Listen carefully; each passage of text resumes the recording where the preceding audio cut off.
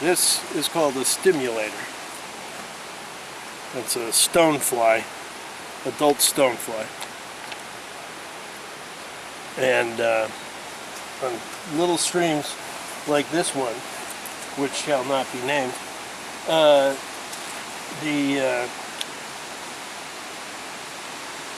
native brook trout frequently respond very well to anything big and bushy, no matter how improbable. So, is there actually a bug that looks like this in this stream? Probably not. But does it look like something to eat? Yes, absolutely. And I'm tying it on a dropper. Make that out. And then underneath it, I'm going to put on some kind of a heavier fly. So it gives me a 2-for-1 kind of shot. These are nymphs, so they represent the, generally speaking, the larval stage of any of these bugs. And if you can't get them to come to the top, maybe you can get them if you go to them on the bottom. So in theory, the top fly, the bushy one, will float and act as an indicator. If it suddenly disappears or stops, then that means something's on this bottom fly. In practice, what frequently happens is that the fish ignores the cunningly presented fly on the bottom and goes straight to the one on the top. You never know. You'll end up, do this kind of fishing, you'll end up changing rigs and flies pretty quickly.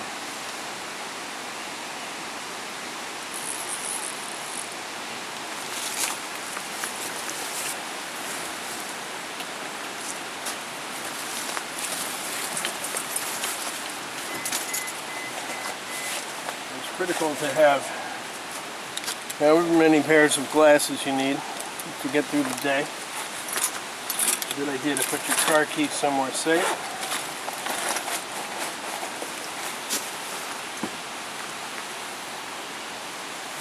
And of course, you have to have a big fat smelly cigar stuck in your face the whole time. Somebody said that helps keep the mosquitoes away. Yeah, it also helps keep the other fishermen away. That's its primary attraction.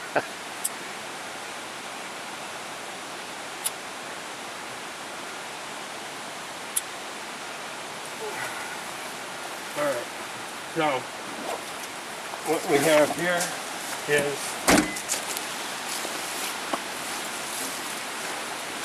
an old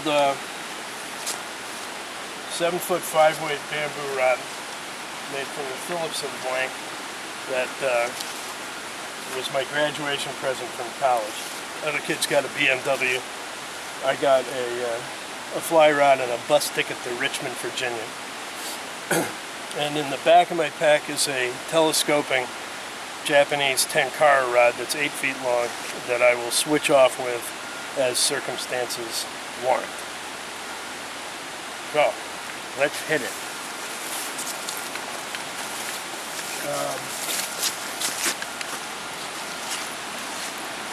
Why don't we try right here where you can stand right there, and then we can A, see if I catch something, and B, see how it looks, and then we can sort of adapt our strategy to this.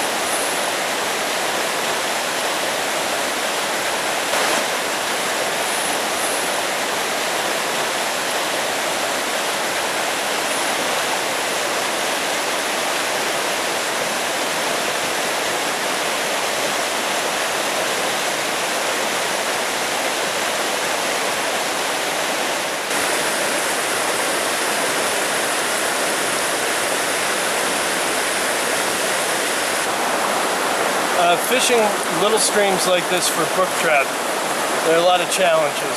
One is you can't see the trout. Very rarely are you going to see brook trout feeding on the surface. So you're casting to areas that you think are going to contain fish. And right here, where the foam is on the surface there, it's quite deep in there.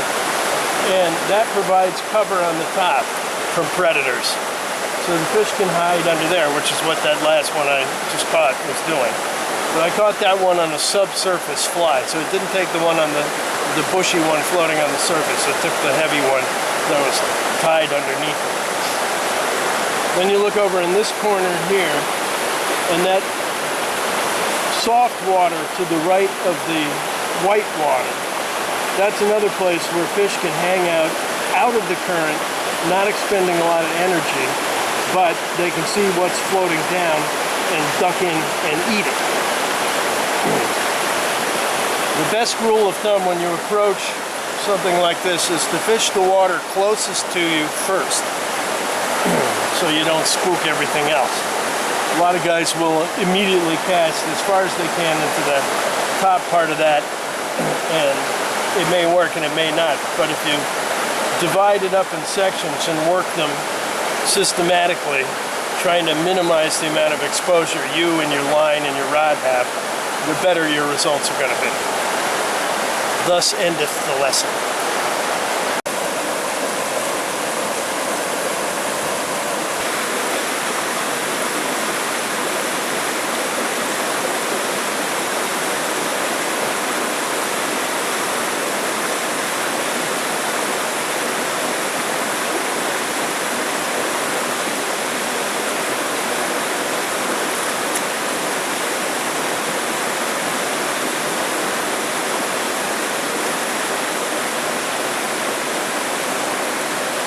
I'm going to go down and try that.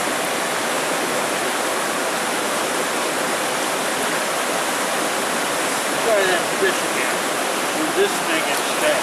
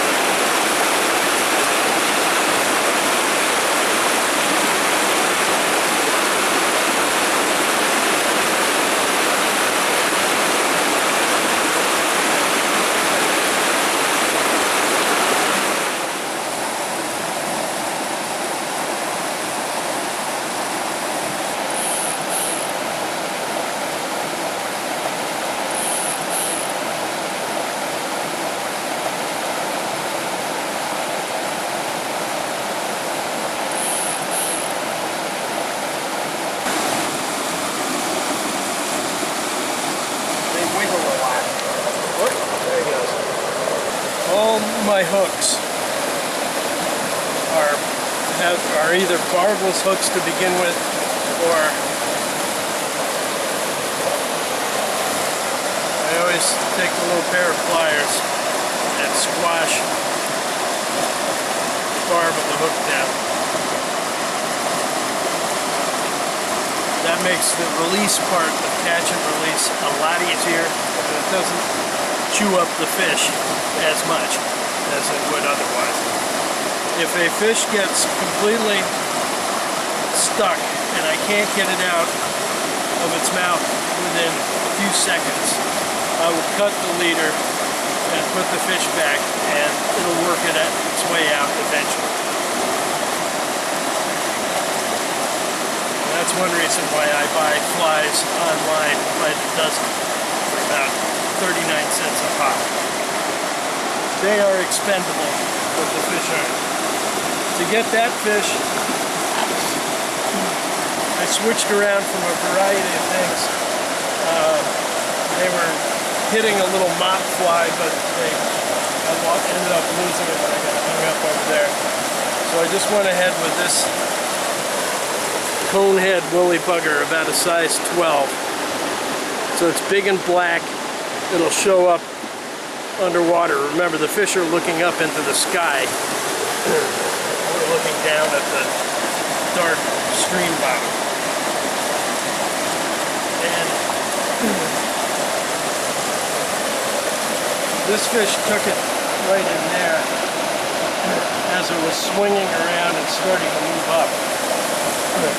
So you get a lot hanging around down there. I can't get anything up on the big bushy dry fly this morning. They're not having it. So yesterday they couldn't leave it alone. And that is why they call it fishing. Yeah.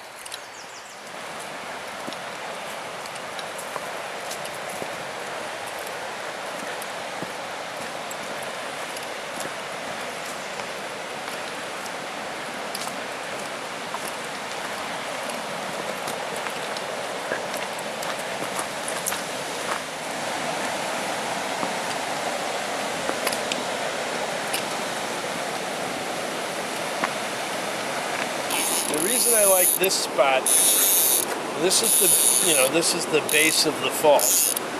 And what I like about this here is it's a great place to bring newcomers to the sport, because you can flail away and not get your cast caught in the trees, because there aren't any trees.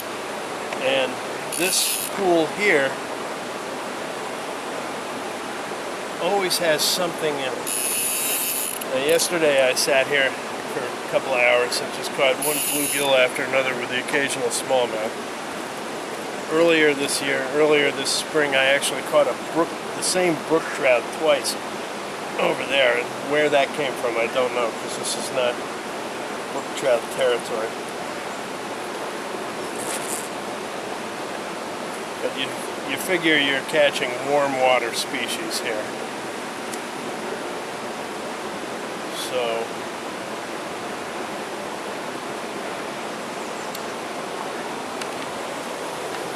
stuff like that.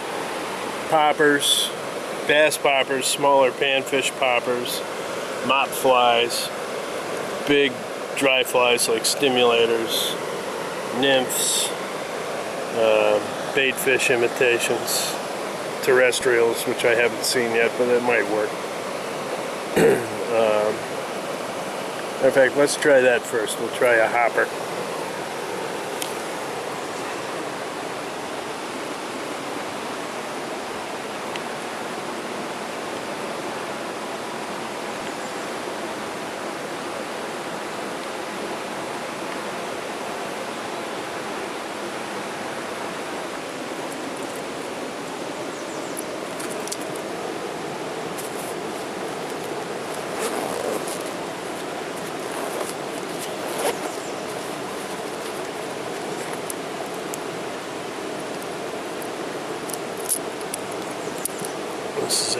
tool to take the barb off the hook.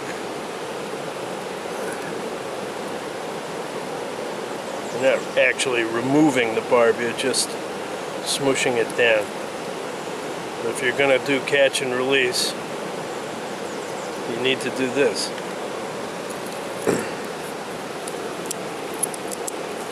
The other thing about catching and releasing, in the last month or so, I've seen some on the downstream on the Housatonic and the trout management area. I have seen some appalling,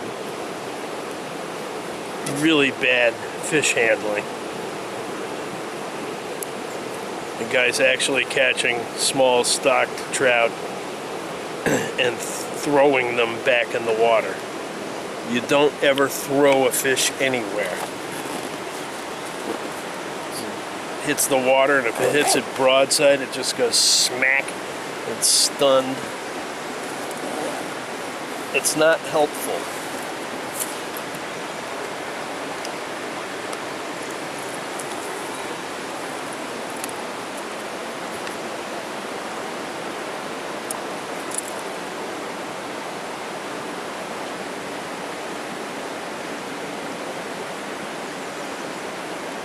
What I'm doing here is I'm going to tie a piece of 3X nylon directly to the bend of the hook as a dropper.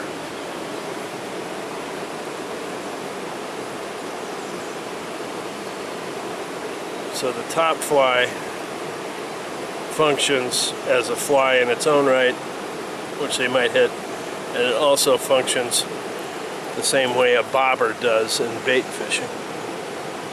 Although if you call it a bobber, fly fishermen get mad. They like to think they're above that. This nymph is called a bread and butter nymph. It's a heavy fly. It's tied on a jig hook, so it rides upside down with the hook up, or at least in theory it does. It's got a heavy tungsten bead head on it, so it sinks. And it's kind of gray and brown. It doesn't look like anything in particular, but it looks like everything in general. And every freshwater fish I'm aware of is extremely enthusiastic about this fly.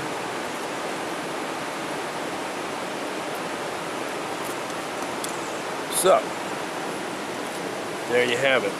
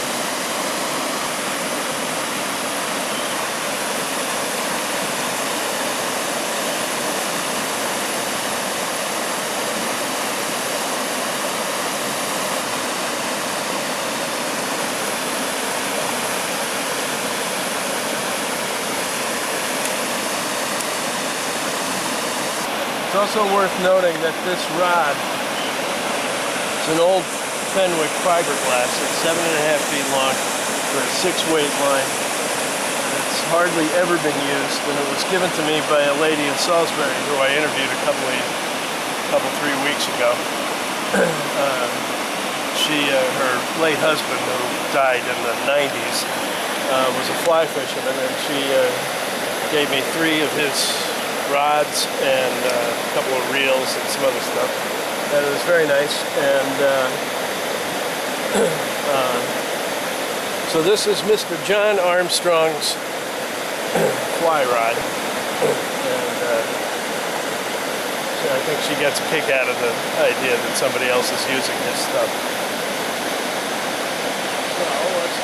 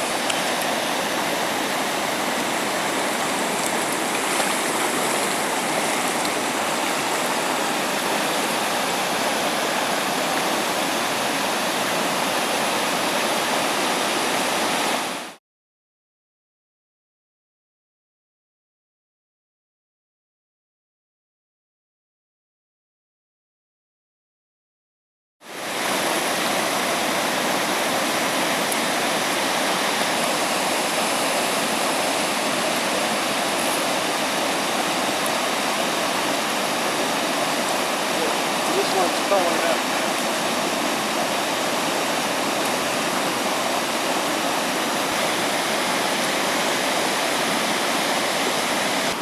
The good thing about this from an instructional point of view is if you fish this deep hole here, it's like fishing a pond or a lake.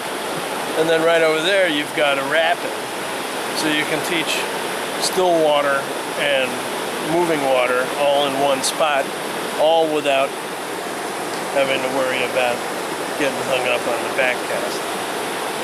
And the newcomer learns what it's like to get a fish on the line, how to handle a fish, all of that all in one spot, and with fish that are, let's face it, a little easier to catch than trout.